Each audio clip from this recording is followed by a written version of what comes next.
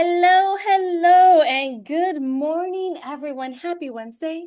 I'm very excited to be with you all here today. It's not too hot yet, so we're going to enjoy ourselves because we're going to learn a lot. We're going to get powered by that vitamin D sun. So, on that note, if it is your first time joining us, hello, my name is Sadie Uribe, and I'm the media producer for the Los Angeles Regional SBDC. The SBDC is a national program with over 1,000 locations across the country, helping to stimulate economic growth through business advising and development. The LASBDC offers no-cost services through funding provided by the U.S. Small Business Administration, SBA, and from the California Office of the Small Business Advocate. It's your tax dollars at work.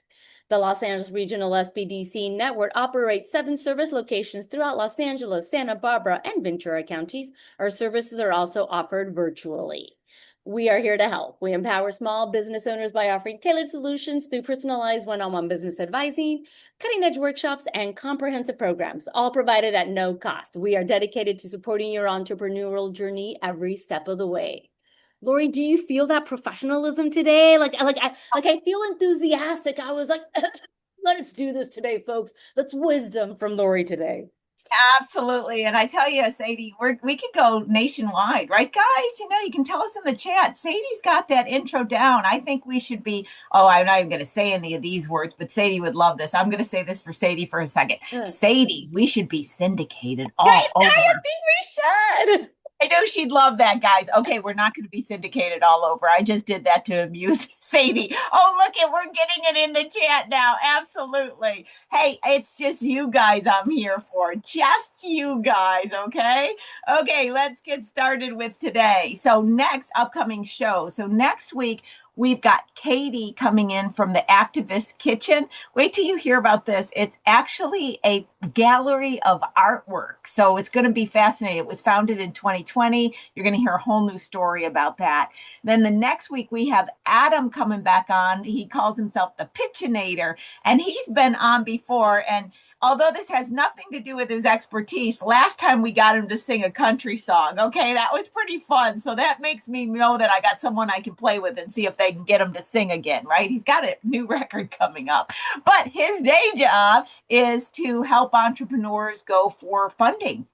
And so we get to find out what's happening in the world of funding, Adam. What's going on. I love having him on. He gives us an update. David has been on the show several times, but it's been a long time. Now, here's an interesting history. I first met David when I was a professor at USC and I had office hours. He would be sitting in that chair every single week, taking as much advantage of the office hours as he could. Okay, that's like maybe 15, 20 years ago. And David continued to start his company, and I've continued to consult with him. And right now, I would say he's a seasoned, experienced entrepreneur. He's done extremely well with his company. And just recently, he's gone through, like all companies do, issues with changes in buyer habits, etc. And he's going to come on and share his story about what's going on, because I think it's a good thing to understand that entrepreneurship is not like one and done. You get to a certain level and you're good to go. It's always a little bit of a battle, not to sound negative, but you have to stay on top of everything. And the way it is today is suddenly your business model can have to change.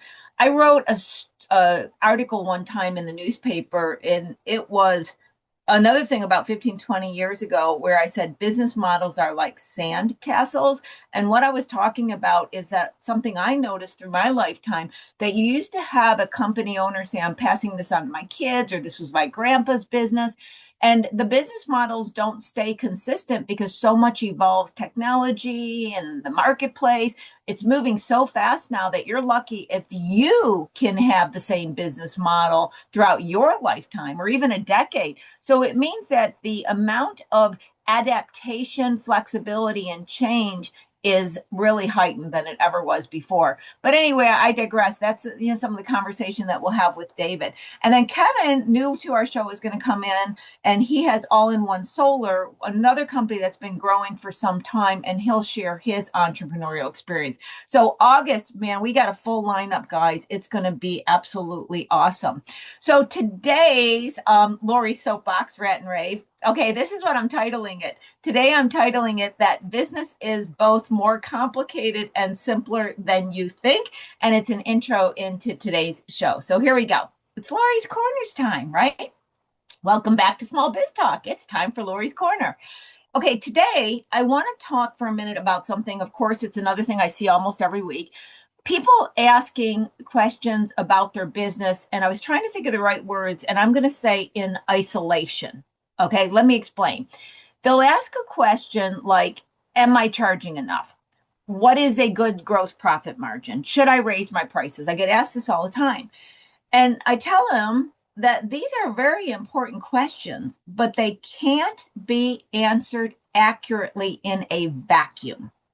Now, I know other advisors answer these questions with just the only question asked, but I don't because I'm a CFO. I have a CFO background, right?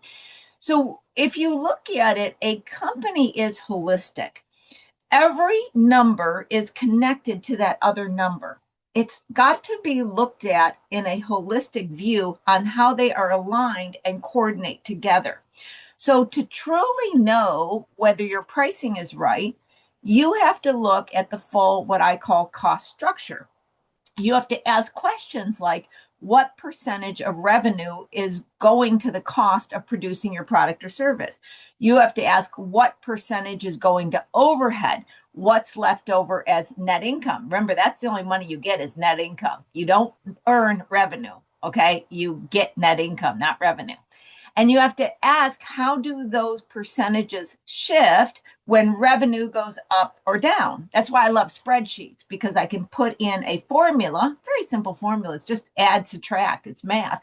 But I can put in a formula and I can create what I call a model that starts to allow me to say, what if scenarios, if revenue does this, if revenue does this, if cost does this, and I can plug these numbers in and watch the changes. And this allows me as a CFO to make decisions on a spreadsheet first and then view the marketplace and what's happening in reality in relationship to the spreadsheet and define my execution and decisions accordingly. And this is how CFOs manage to come in at targeted, net income, especially on Wall Street, because they're doing this kind of like flying a plane, constantly readjusting. But you have to look at the holistic of the company to do this, right? And when you have that first level, you go even deeper and you start asking, how many units are you actually selling, at what price, and what's the real margin on each one? So, in many ways, business is more complicated than most people realize. Even if you're just selling your wares at a farmer's market, it's more complicated. But at the same time, it's simpler to manage than most people think. Because once you gather this data, you do the math, and you understand how the pieces fit together, you finally have real control. And guys, I'm always saying, take your power back. It's information and understanding.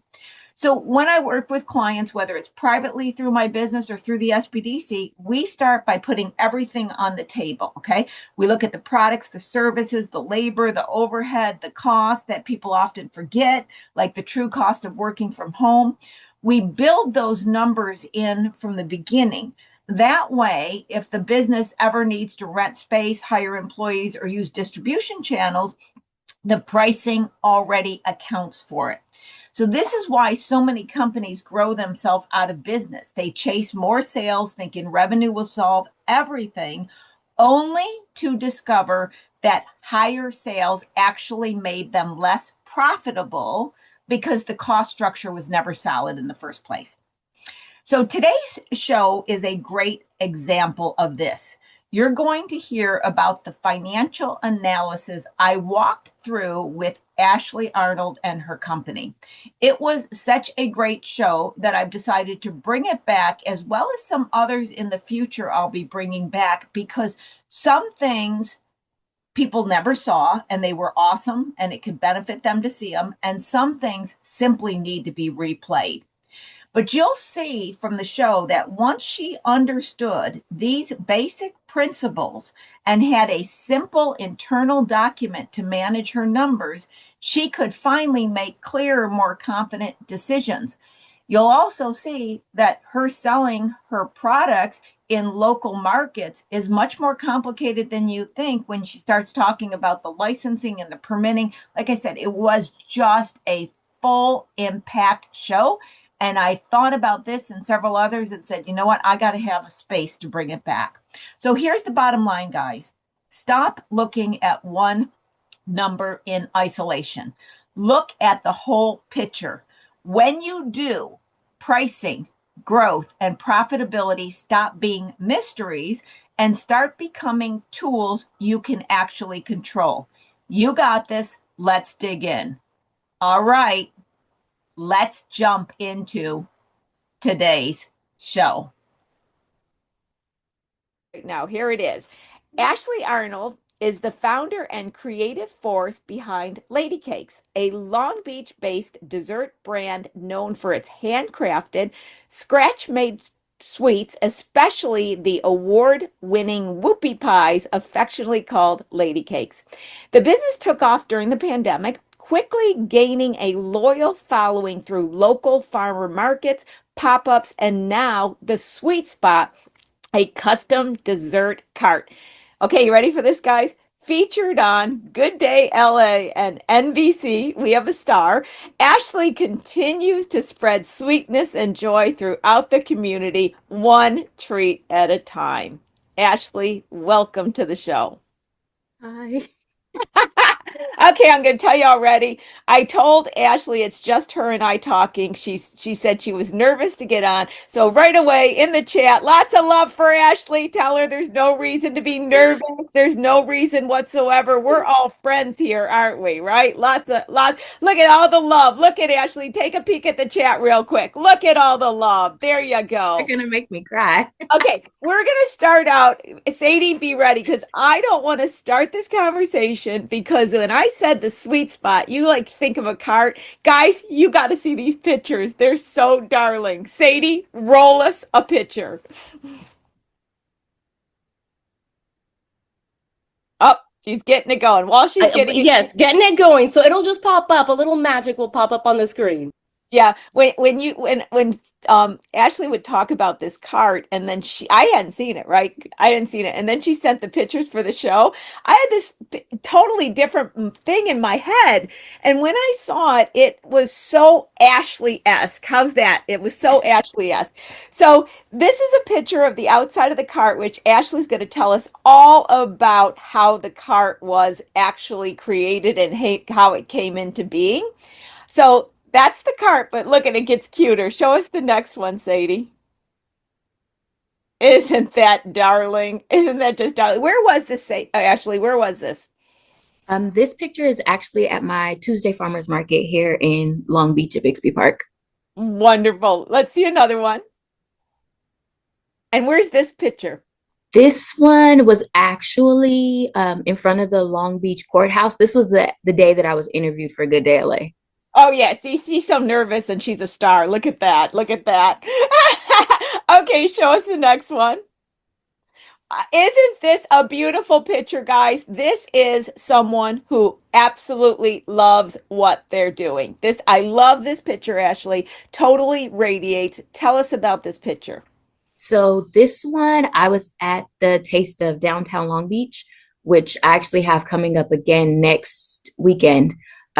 So I have my little Ladie Kakes, and I usually take Ladie Kakes and cobblers, and the community. Well, it's open to the city as a whole, but to anyone really, you can come and you're able to get little sample size portions of various different food, drinks, desserts from various different foodpreneurs in the downtown Long Beach area.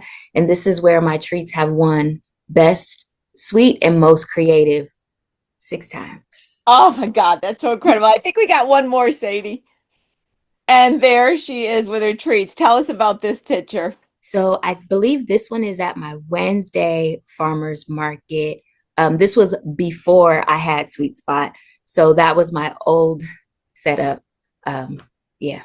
Look at that. Look at that. Thank you for sharing that, Sadie. Thank you. Like I said, guys, I mean, before we could have this conversation, you had to take a look at what Ashley has created. Okay, we got to go back and understand the story, Ashley. Where did the baking, the creative, when you were in high school, did you think you were going to get into baking? Tell us, where were you going from high school? What's your story from the beginning? So it all goes back to when I was about 12 years old. That's when I Okay. started baking from scratch. It was a accident in my mother's kitchen when I made my first, what I wanted to be my first set of scratch chocolate cupcakes. And I put, instead of a teaspoon, I put a tablespoon of baking powder, a tablespoon of baking soda, tablespoon of salt because I mixed them up. I didn't know any better at the time.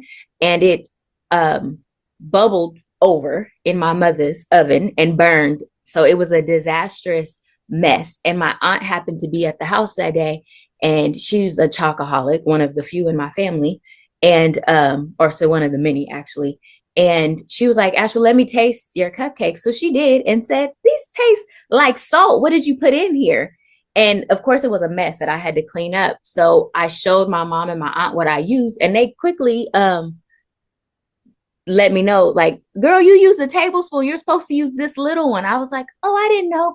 But that lit a fire inside of me because now it was like, okay, now I figured out what I did wrong. How do I correct it? And then from there, that's when the scratch baking journey started. Okay. So then did you keep what all through high school? Did you think you And were going to get into some kind of food thing? not at all. I went to college and I have two bachelor's degrees, one in psychology and the other one is in African American studies.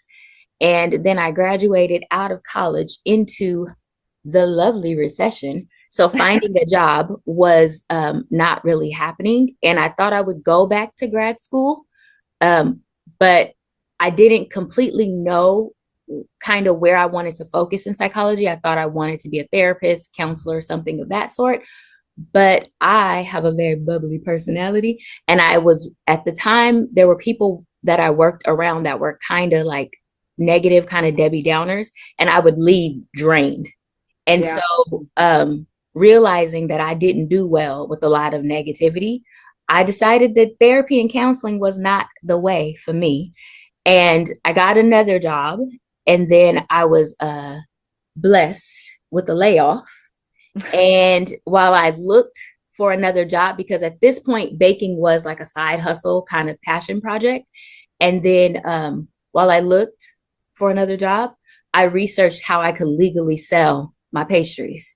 And we never went back to a regular job. And we're going to pick up that aspect too. I have to say something that comes to mind. I think you actually are doing what you went to school for. You're in therapy, but you're bringing happiness and joy into people's lives in a different way. Because isn't that what people want? They want happiness and joy.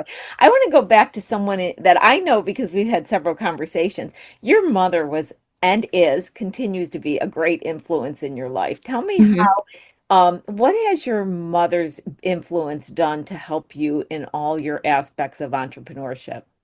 I think that my mom is actually my biggest cheerleader. So anything that I want to do, that I need to do, she will come here and package anything that I need. She lets me talk her through, even if she don't understand what I'm talking about. She says, if you can explain it to me, then I know you understand what you're doing. So I was like, okay, that was even in not college, but in high school when I was in trig and pre-cal. She had no clue what I was talking about, but I could explain it to her. And so even as I go into starting Ladie Kakes and tearing up her kitchen and doing all the different festivals and packaging and selling and all the things, she'll be right there labeling, talking, telling. She can't bake you anything, but she can cook you anything, and she can sell some Ladie Kakes. I think that's why. And also, I can't remember, but one of your treats is named after your aunt or somebody. Tell me, because you have other different family Yeah. influence. What's the treat that's named after one of your family members? So the one that's named after my mom is actually, I call it my mama's cookie because I created that cookie for her during the pandemic. And I don't want to mock how she talks, but sometimes it's kind of funny. And she wanted a cookie that had nuts and chocolate and the toffee and the little sea salt that I put on top of things. And so I said, well, I like pecans, so I'm going to put pecans in it. And I baked that cookie, gave it to her. She loved it. And I took it to market. And it's now my number one seller.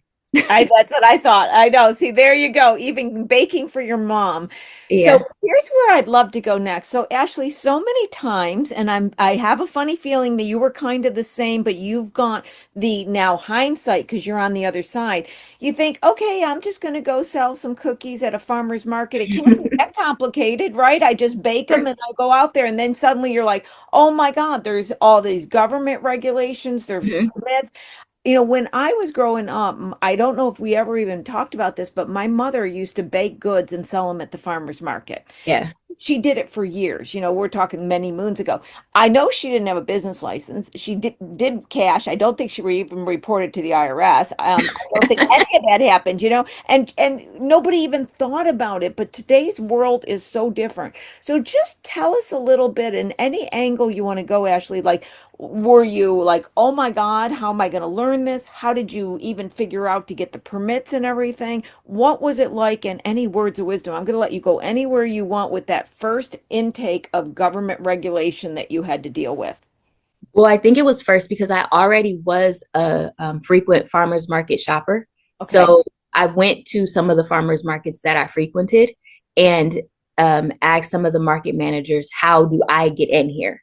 And Okay. so that was kind of what opened the door. So they told me, well, you need to get, if you're going to work from your kitchen, then you need to get a cottage food permit. And so then, you have to deal with the city or county. I'm in Long Beach now, so I actually deal with the city of Long Beach versus prior to when I was in La Puente, I had to work with Los Angeles County.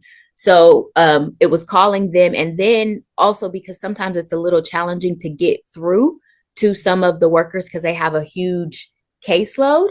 Yeah. I was put in contact with some other entrepreneurs who actually had cottage food permits. And most of the ones that I talked to, they weren't doing any type of sweets. Some were like tea or spice vendors or something like that. So there was that aspect. So finding out how to get the permit, doing all of the paperwork and all of the little labels that are on all of the things, submitting those, getting them approved, having the health department come out and do the inspection. And then once the health department approves the inspection, then the city, at the time I was in La Puente, they would they would approve my business license. Once I came to Long Beach, it was all kind of together. Gotcha. So yeah. Now that cottage industry, you know, the permits that was created to help people like yourself and smaller Mhm. companies get into play, but many are afraid of that. I want to just get into some specifics. When they came to your house to check your kitchen and stuff, was that scary? Was it involved? Was it tricky? What was that like? At first, it's very intimidating, the thought, especially kind of like being Right. being interviewed. But Right. Yeah, yeah. No, that's why they I wanted you to tell us because many are afraid of it and you've lived through it. That's why I'm like, I'm sure other people in the audience are like, yeah, Lori, ask her about that experience. Yeah, so they come in, of course, they check the areas where you're going to be preparing. Ideally, of course, so if it's like your kitchen, your dining room, they check your bathrooms, all of the places. One, they're Wow. checking for cleanliness, making sure you have no little visitors running around or in crevices and things of that nature. They check your sanitation practices. They check how you store your things. In my case, like my different flours and sugars, they're all in their bins or canisters and they're labeled and things of that nature. So they're checking all of that. And then they ask like, whatever you don't sell, how do you store it? Where do you put it in any of the things? And so it's the process, it seems far more intimidating when you just hear about it. But once you go through it the first time, it's not as intimidating, especially if your house is clean, you know? And so then now I've done it multiple times. So it's just like, okay, they're Yeah. coming to do an inspection. Makes for sharing that because, like I said, you hear about it and you read about it, people are scared. And I had never got a chance to talk to somebody who actually went through it in their home. So that's fantastic to know. Now, with the farmers markets, it's been my experience that they're also very helpful in guiding you to what you need because they want to make sure everybody's legal when they Mhm. come there. What about the business license and everything that did they bring it up so you understood, or did they not bring it up? How did you figure out all that aspect? Well, it comes into play when you apply for like the cottage permit, you have to, of course, notify Okay. depending on where you are in LA County, it's LA County that says you have, in order to operate and to do a lot of, I'm sorry, to get a lot of the different permits to operate at the different events or markets in the different cities, you need a business license that's legitimate and in good standing. And Yeah. then I'm in Long Beach. So when I applied for my cottage permit in Long Beach, then the cottage permit and the business license, they all kind of go hand in hand. And the farmers markets, depending on what city you are, some of them require you to get um, like certain cities in Orange County, I have to apply for an Orange County business license in order to sell in their city. And if that's the case, then the event organizer or the market manager will tell you if you need a 1 day permit, a 3 month permit, or I think it's an annual, not a 3 month, but they'll tell you kind of what you need oftentimes if you don't have it. And as you look at it now with all this information, you didn't have that back then. And I think a reminder to all the entrepreneurs, it's a matter of just, and you give me your thoughts on this, but I sense this about you very strongly. You just keep asking questions. You're very organized, you're very diligent, you're very intelligent, and you're just like, okay, tell me what I need to do. Now tell me what I need to do. And so for new entrepreneurs, it's just a matter of keep going and kind of slowly weave through things and figure out as you continue to have conversations. Would you say that's true? Yeah, absolutely. And asking questions because, of course, as I've learned, especially in working with you, you don't know what you don't know until you don't know it.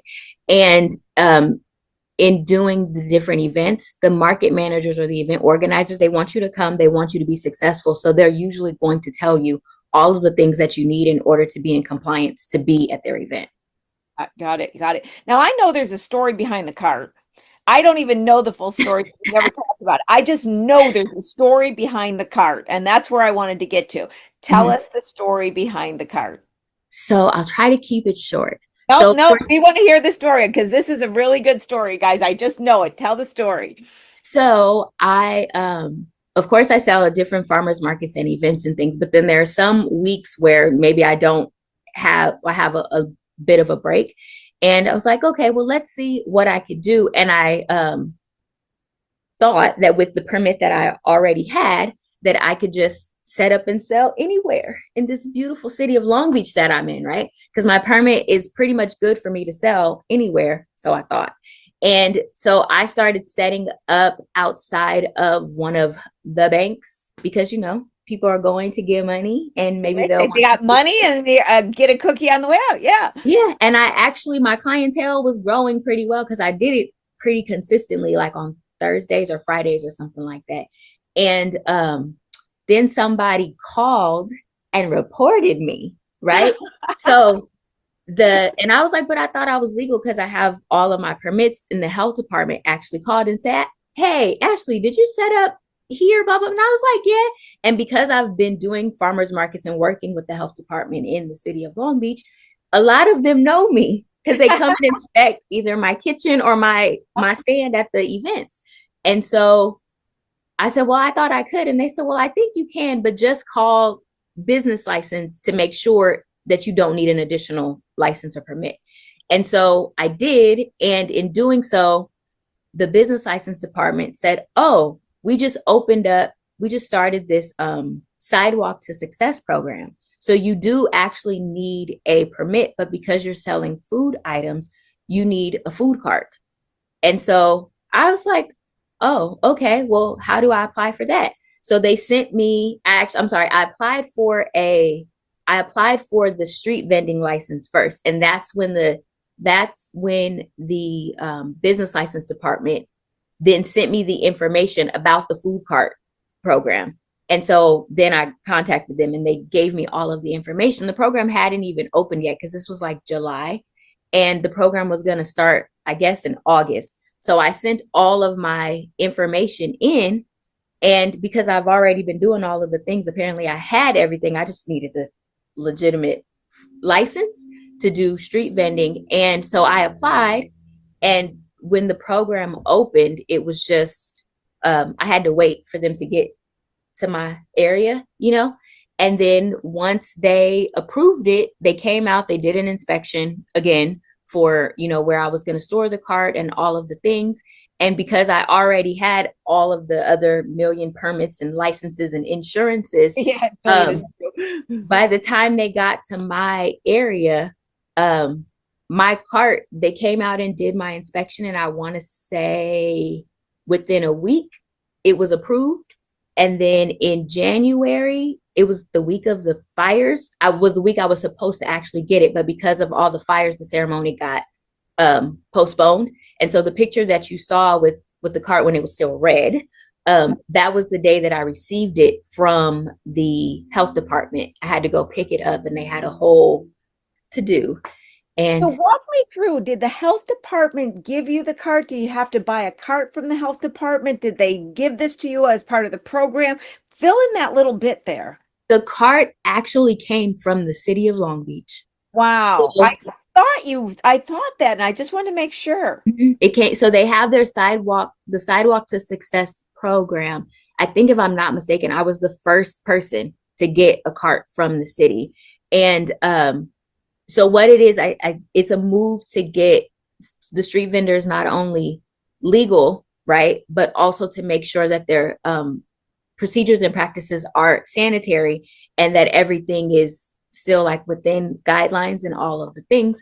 So it's a move from kind of just the random stuff that's out there on the street to making sure that things are being prepared properly, being stored properly, being served to you properly, and that ultimately you're getting something that's not going to get you sick.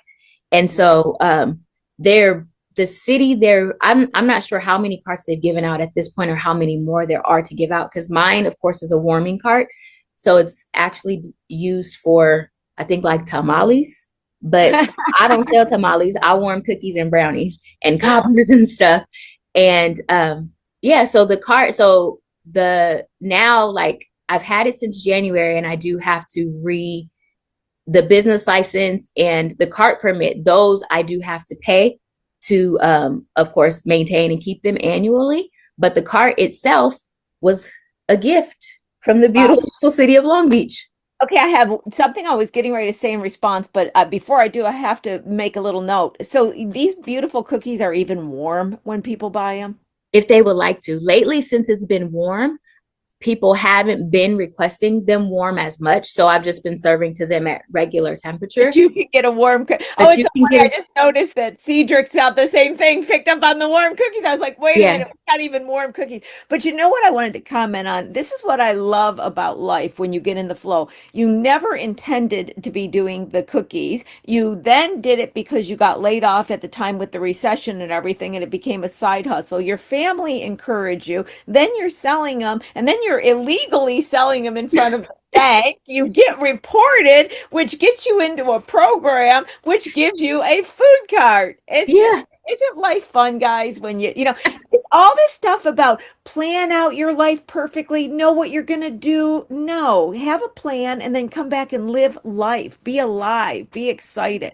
That is so, so wonderful. And then it went to customizing the tamale food cart to Ashley's personal style. And that's why I wanted to show the pictures, because everything you look at, and Ashley, we had a conversation about this at one point. We're going to get into the financial part, but I think I might have mentioned this. When I looked at Ashley's cart and the way she had the packaging, you know, you're not messing around. You've created such a beautiful product, and you have paid so close attention to the details that you have got to stand out, because the minute you see the cart, your face, the packaging, you are drawn to it. You're like, oh my God, this is a professional professional outfit. This isn't just, some little street Thank vendor you. coming up. It just feels so professional and it gives a whole different look.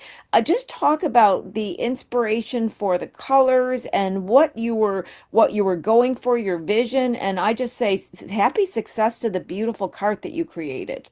Well, thank you. So my cart, I call her Sweet Spot. I actually allowed for my Instagram followers to name her.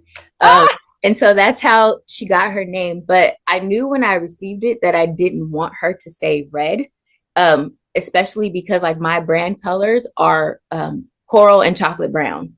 So with all of like my banners and things of that nature, I have brown with polka dots and then some kind of coral. I call it texture. So it's not flat.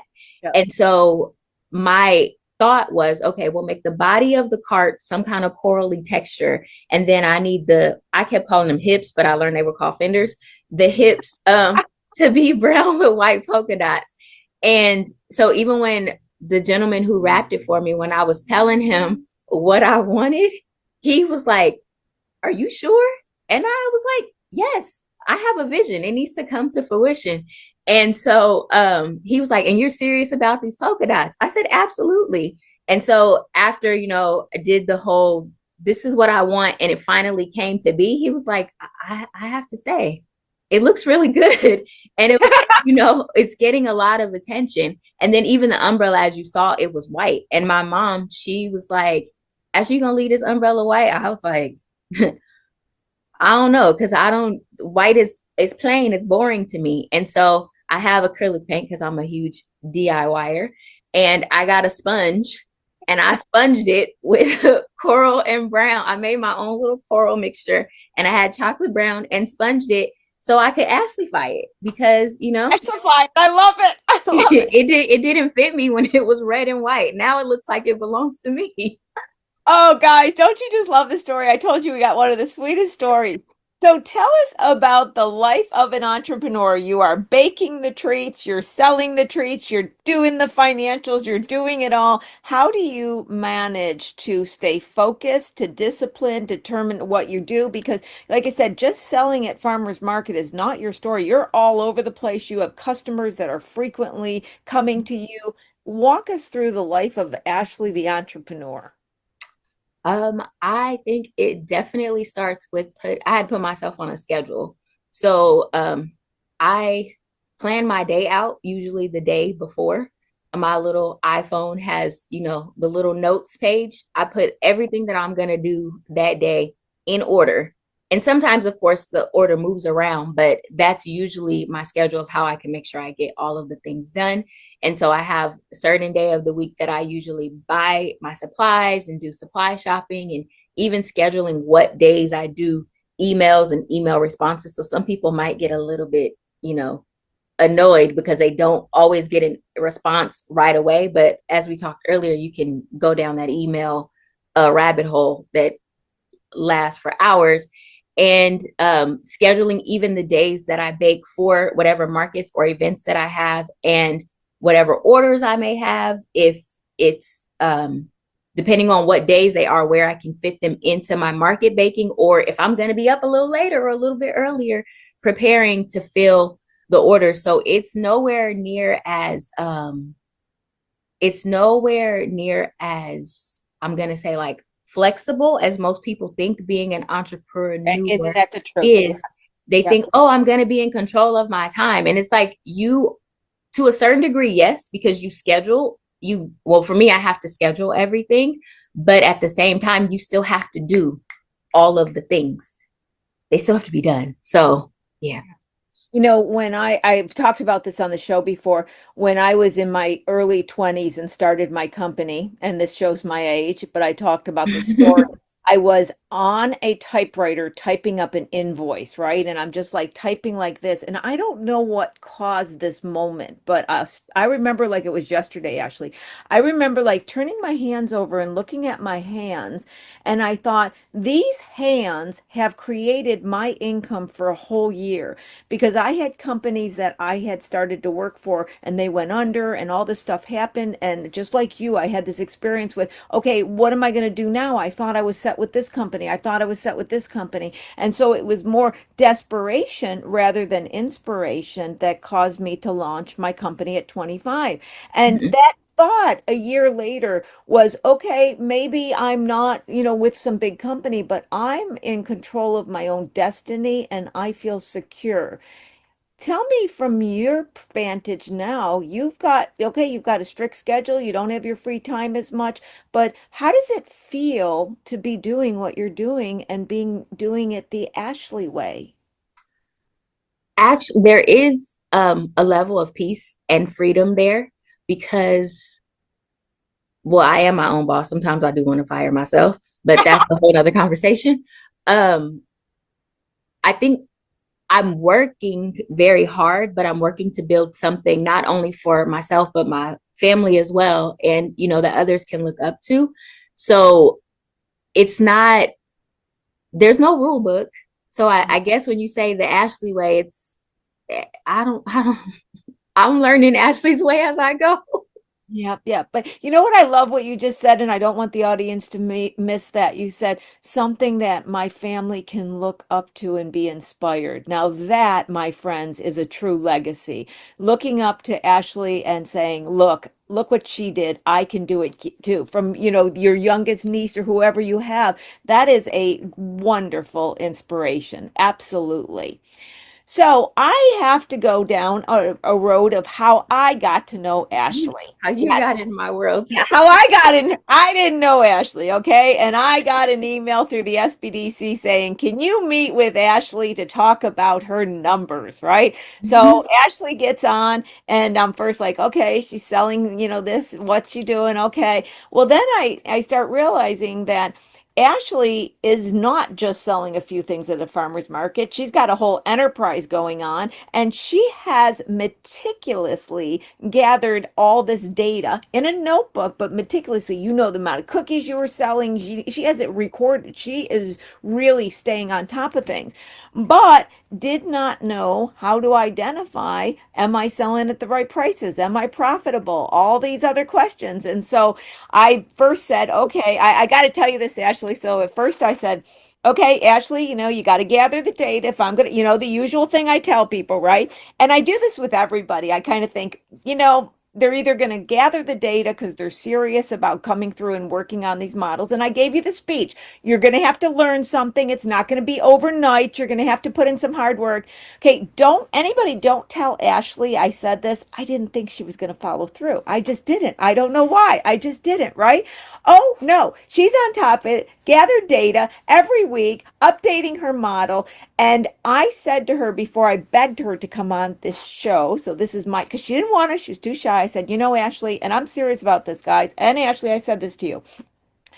Ashley now understands more about finance than some of the people I see running multi-million dollar companies because she went through the numbers, she understood something, she executed on change. I'm going to let Ashley tell whatever part of it is, but I tell you, I fell in love with her immediately because of her bubbling personality, but I was so impressed with her in working with her about what 5, 6 times now we've been together working on the model. So Ashley, whatever to point you want to share, I just told everybody about my experience with Ashley. You can tell everybody and say whatever you want about your experience with Lori. Well, I think working with you, I think earlier I had said, you don't know what you don't know until you don't know it. And so I had already previously had one spreadsheet that I was working on where I had all of like my recipes entered in there, the amounts, all of the things. So I knew how much it cost to make the cookie, right? But what I had never, or cookie, the cake, the cheesecake, whatever you name it, right? But what I did not factor in was all of them lovely permits that I have to keep throughout the year, all of the insurances, and even as the packaging prices, because even with being able to warm my goodies, I had to change the packaging, which made the price of the packaging go up. And so it's just a lot of little things. And even went back and added like what I actually paid to be in these different markets and events throughout the year. And so realizing that all of that stuff Yeah.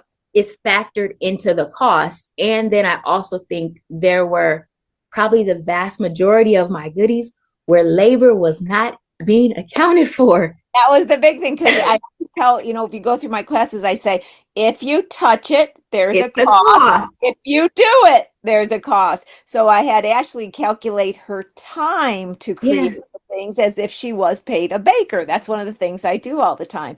And as we started doing it, Ashley realized her overhead was not the number she believed it was, and the Oh cost no. was not the number she believed it was. So, Ashley, what happened next? So what happened was, I had this lovely bundle deal that I had Oh, introduced where yeah, the I would, bundle. the three for was it the 3 for 13? I'm like, it hasn't been going that long, so I should remember. Oh, But that's okay. You knew you had to block that out. That's why you yeah. forgot. And you mentioned, well, let's see if this makes sense for you. And once we started factoring in all of the, all of my actual overhead costs and including the labor and all of the things, I was able to see that that bundle was killing me. And as you had said once before, I started to understand why I was more tired and more broker because, yeah, that I was like, and Yeah. then of course, as what is it? My supplies are, they're skyrocketing. And Yeah. so everything is skyrocketing. My prices, I hadn't had a price increase in over 2 years. My supplies are skyrocketing. So my money is doing this. Yeah. And I'm like, this does not make any sense. And so, you think, okay, I just got to sell more. But the more I sold, it still wasn't making a difference. So More tired and more broke that I talk yeah, about all the time. See, Ashley got the can't buy a quart of milk, more tired. Do you want to be more yeah, tired and more broke? The whole thing. yeah. So, The and I prices changed. really, oh, go on, go ahead. I'm looking forward to you telling this because I want the audience to hear this part, okay? Because this is the great part. So then came the moment of awareness, the writing on the wall. Ashley had no choice but to increase her Price. price to her regular customers, the people that she has a relationship with. But Ashley was like, okay, I'm not making any money that I'm not going to get to where I need to be. And so I expected us to go around and round week after week, her not wanting to increase prices, her then, coming to the realization, no, not Ashley. The light bulb went off. She understood the situation. And then you went at it. Ashley, everybody's scared to death to raise their prices and they're Oh, I being was terrified. I know they're being harmed because of what we talked about. Please take your time and share this with the audience. What you did, how it worked, what customers said, how you got around it. Share this experience. So the first thing I did was I eliminated that bundle that we talked Yeah. about. Yeah. And then because at the time I was selling everything at the same price, and you said, I no, said, how everything could that doesn't be? cost the same. And so when we looked at the difference in the GP between each item, it was like, because this, like the mama's cookie that everybody loves, it is the most expensive cookie for me to produce, but I was selling it at the same price as everything else. So going in and figuring out the numbers, Yeah. right? And then now everything is not the same price anymore. Some things are a little more, some things, nothing's less. Some things are more More, than some things others. are a lot more. Yeah. Some things are a lot more, and some things stayed the same. And of course, also eliminating the bundle. And then when I went back to market and presented this to my customers, you had some who this was their first time meeting Ladie Kakes, and they didn't know anything different. So they just paid what I was asking and kept going. And then you had others who have been my regular customers for years. And I've had some who didn't even flinch at the price increase. I had a couple who, I just saw Cameron's comment. Yesterday's I price is loved it. not today's Yesterday price. price. I love it. Um, In fact, we got it, Cameron. I got to use that one. It's going to be up there with can't buy a quart of milk. Yesterday's price is not today's price. Love that. so so that was one thing. And then I had others who, like I said, had been my regular customers for some years, and they were like, oh, your prices went up, right? And then I had a few who said, "Oh, you're not doing the bundle anymore." And I said, "No, I can't afford to do the bundle anymore. That bundle was killing me." And so they paid what I asked and kept going. And then I had others who now at the new price, they paid that and then said, keep the rest, is worth it. And I was just like, It's worth it. Did you hear that? Like you "Oh, well, that thank you." story. It was it an older man, if I'm not mistaken, that was like, here, keep the which one was like, take the extra That money? was actually a woman. It Oh, was it a was a woman. I couldn't. yeah, I and remember that story was Darling. Tell us that story. you said the where she said keep the rest, keep Yeah, yeah. yeah, I was like, huh, because I think what she purchased at one point in time, it was a $10 item, and then now it's 12. And when she came to my booth, and she's one of my newer customers, I probably have only had her this year, and so when she gave me, I think like $15, and I went to give her change, she said, "No, keep it, it's worth it." And I was like, oh, she didn't flinch about the price increase. She just said, "No, it's worth it." And I'm like, okay. But I've even noticed that with even some of my newer customers, they may have paid, they had the previous prices in the springtime. Well, my price increases only happened like a month ago, but they had the previous prices in the springtime, but even they're still coming and they're buying the same quantities that they were buying before. They may be buying more, and they're even still, giving me a tip or just saying, keep the change, don't worry about it. And if they're paying electronically, which we weren't accounting for the electronic processing in my prices either, if Right. they're paying electronically, if their bill is $55, they're giving me 60. And so I'm like, oh, well, thank you. It is so wonderful. And, it goes back to what you said, Ashley. We say we don't know what we don't know. And we take that when we don't know some information. But I'm going to take that to customers willing to pay more. We don't know what we don't know until we try. Maybe Yeah. they will. Maybe they'll have no problem. And I can tell you from working with the small companies, and having them have to make the price increases, because it happens quite a bit. I have had no company be in financial problems after making that decision. If they lost some customers, they were the worst customers anyway, and the increase always helped them out. So, that's why I say, guys, you're killing yourself on feeling like you got to stay in a price point that doesn't matter. It's so funny, Ashley, because small companies and entrepreneurs, they always say to me, I don't want to get greedy and I don't want to gouge people. I'm like, you're not going to. No small company I know is making huge profits that they're even close to being considered greedy. It's more like self-love for what you're doing, Yeah. That's where you need to get to. And another thing I wanted to add is several of my customers had said before the price increase, wait, your prices haven't gone up?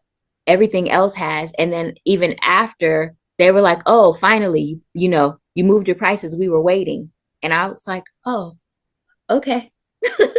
Well, and we were talking about this too, Ashley. At the end, if somebody loves what you're doing, they want you to be around. They don't want to Mhm. walk over and say, "Where's my cookie? My cookie person's gone. Where's my lady cakes?" They don't want you gone. And if Mhm. people don't increase the prices, they're not going to be able to stay around. And people would prefer to pay a little bit more than have you not there. Yeah, I've learned that the hard way. Definitely learn that. And the cool part, let's talk about this. You now understand, because we created a model. We're still working on it. We created a model, but now you have a model, because I don't do financial templates. We do models. We create Mhm. models that now A you lot of homework. Yep, she has her homework and she has a model that you can plug in and you can look at and you can see at any given time how you're performing financially. I just Mhm. want you to speak to the emotion side of having not known before and know, because I have so many people talk about the emotional, and I don't want to feed anything into this, but how did you feel emotionally, gut level, worried about the company or not worried about the company or the money or what's going on, compared to now having these models and having knowledge and how to run the company? I would definitely say I was nervous because looking at what looking at the expenses just to run, forget taking care of Ashley, but just looking at the expenses just to keep the business afloat, I was like, this is not gonna work. It's not sustainable. And then at the same time, I live in this world too. And I know that my groceries are going up. And so my emotions were tied into it because I'm like, okay, it's costing me more to just feed Ashley. I was scared to even raise my prices because I thought that if I raise my prices, I'm going to lose my customers. They're going to run away because they're like, oh, I can't afford to pay for her stuff anymore. And then if they can't afford to pay for my stuff, then I lose customers. And what am I doing? And so now on the other side, I'm like, okay, people are willing to not only continue to come back and pay for my product because they love it, they see the value in it, and they're willing to pay what I'm asking for. So they're paying the value of not only my product, but my time, my resources, all of the things. I know, and you know what's always interesting to me is like you were saying you were afraid the customers were going to go away, but in actuality, if the customers went away, you would have had more money in your pocket not buying supplies because your That's customers, true. or you were actually paying them to buy from you. And the chopping block is very real because looking at the things that are not yielding as much return. So it's like, okay, you're honestly looking at what it's really costing me to produce this, right? How many of them am I selling? And at this price point, how many am I selling? Is it even worth it? Is it worth it to keep bringing it? Is it worth it to even attempt to raise the price? Is it even worth it to keep, or do we just eliminate it altogether, eliminate the time and the effort that's invested in improving this product or continuously recreating it, and eliminate the resources that are being poured into this item, and maybe I could use them somewhere else to produce more of the items that are actually selling, or just let it sit in the bank account because it can sit in the bank account and I don't have to spend it.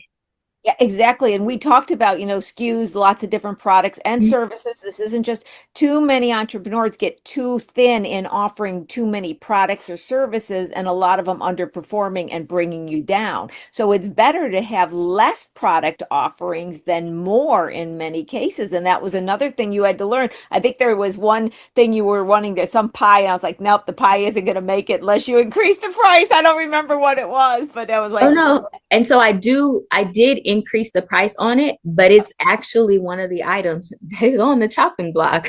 So it's on the chopping block. Yep, it's on the chopping block. Yeah, and it's a matter of really understanding how to do that. And one of the things that I was amazed, and I shouldn't be because I know this, but I have to say, so when we started going through the overhead, and you started, okay, I need a permit. Okay, this permit's here. It's permit.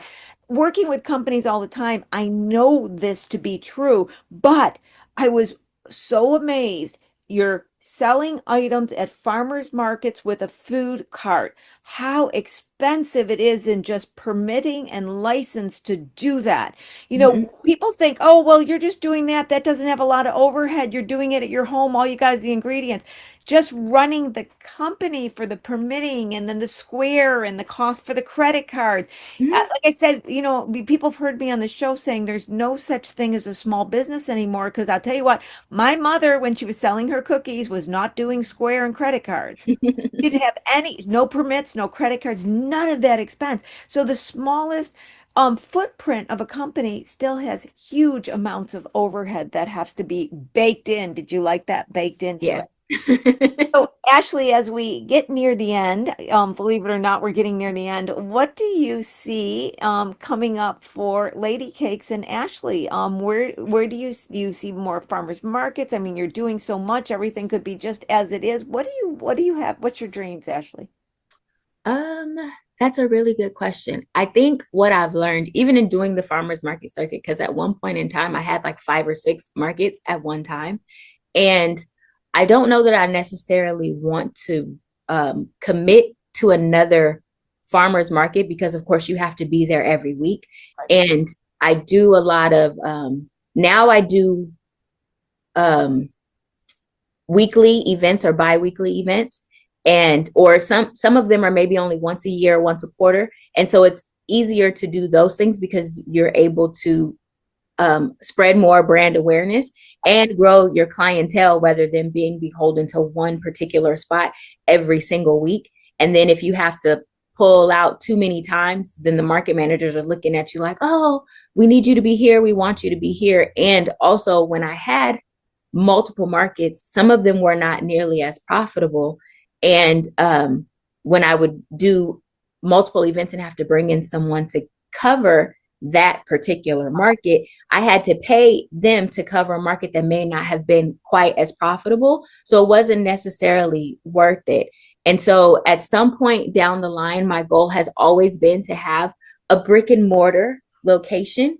But even in talking with some other individuals whom I know who do have brick and mortar locations, and when I was researching it, even probably in the last couple of years, you realize exactly how expensive it is even to have a brick and mortar location. So even if at some point I do still want one, but I don't need anything massive, probably would still be small, just large enough for me to be able to produce what I need to produce and then still sell there. And maybe at that point in time, I'll have more markets or more different accounts, and then perhaps have a team of people that can sell at these different events for me so that it's not always just the Ashley show.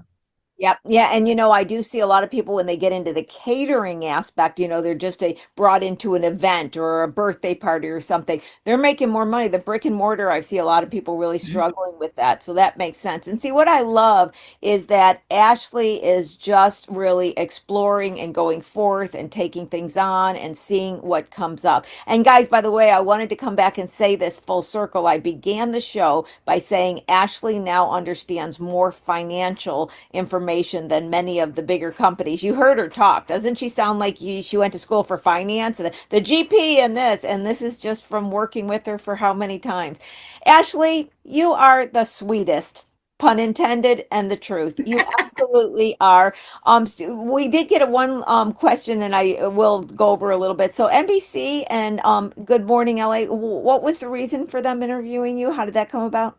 So a huge part of it was to promote, of course, the city's program, because I'm not sure how many cities in our state of California were have started with these. Sorry, I can't talk. Blah blah blah blah blah blah. So they have the legalized food carts because of Okay. course we have the street vending situation here, especially in Los Angeles County, because that's where I am. And so they oh, hold on, sorry, I gotta stop looking at the comments. They're throwing me off. um so being that when the city released the carts, I was one of the first to get one. They NBC and Fox 11 reached out to me to spotlight Ladie Kakes in the card and talk about the program. So when I did Good Day LA, it was 6 interviews in a 4.5 hour time span, and 5 of these interviews were live. And so, of course, they talked about Ladie Kakes. They had city representation there to talk about the program and promote it because they had all of these carts, and a lot of people were having trouble meeting all of the requirements or finishing all of the necessary paperwork to get them.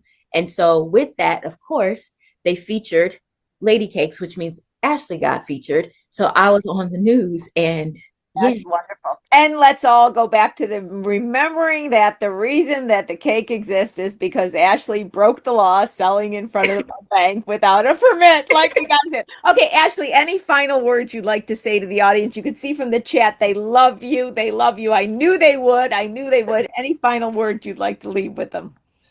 Um, come and see me at the market or any of the events, of course. Thanks, guys, for tuning in. Oh, thank you. And you know what? Sadie has continuously put Ashley's information. Find out the markets. Go find the sweet spot and get some wonderful treats from Ashley. Support this wonderful, wonderful entrepreneur. Sadie, I'm going to bring you back. Wasn't this wonderful?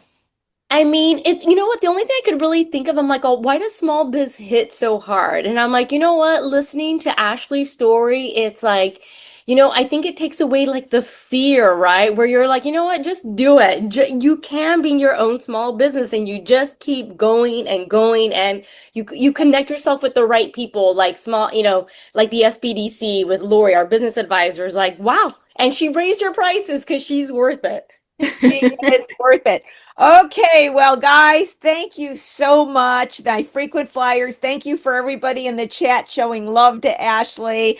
Do go out and find her. Ashley, thank you for coming on. I told you were going to be a good hit, and it was just you and I talking. No reason to be nervous. It was a fantastic story. I am so happy that I got to share it with everybody. So, to my frequent flyers that are here every week, thank you so much for being here. And if you are new, come back next week to Small Biz Talk with your host, Lori Williams, where we always got a great story. So, till next week, bye, everybody. Bye, Ashley. Ugh, I'm telling you, these shows are just the best, aren't they?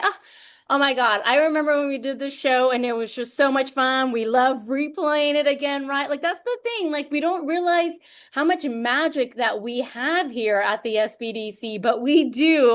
Lori's a great small business advisor. Everyone in the network is just amazing and passionate and making sure that we take care of our clients. So if you are not yet a client of the SBDC, I strongly encourage you to sign up. I'm going to put that information in here one more time. I have a survey going for you guys. Let us know, what you guys think, what other wonderful programming we can do for you guys. Because if you don't let us know how we can help you, then we don't know what, materials to present and prepare for you. So let me know if there's anything that you want me to put in the chat for you. Let me put contact info for Lori there, because I know sometimes we want to reach out and, give her a question, or maybe you yourself want to be a guest on Small Biz Talk. So reach out, let us know. Hey, you never know. We can make some things happen. But for myself, I'm going to put myself on mute because you guys know that I can talk, just talk, talk, talk. But as always, I just really loved watching that show. Ashley just has that passion, that enthusiasm. And the biggest thing I will always take away from, listening to her, it's why not? Just why not? So I hope if there's anything you've been struggling with, myself personally, including myself in that, just why not? Let's just go forward, do stuff, because we are worth it and we are amazing. So on that note, have a wonderful day. I'm going to put myself on mute. You know what? Ashley, she is the sweet spot. So let me put that information in there for you. In Long Beach. And let me see if I can do a little Google search for you. Okay, let me put myself on mute, but let me confirm for you. I don't want to put any wrong info in there. So it's the sweet spot Ladie Cake. So hang on one second. Let me get that info.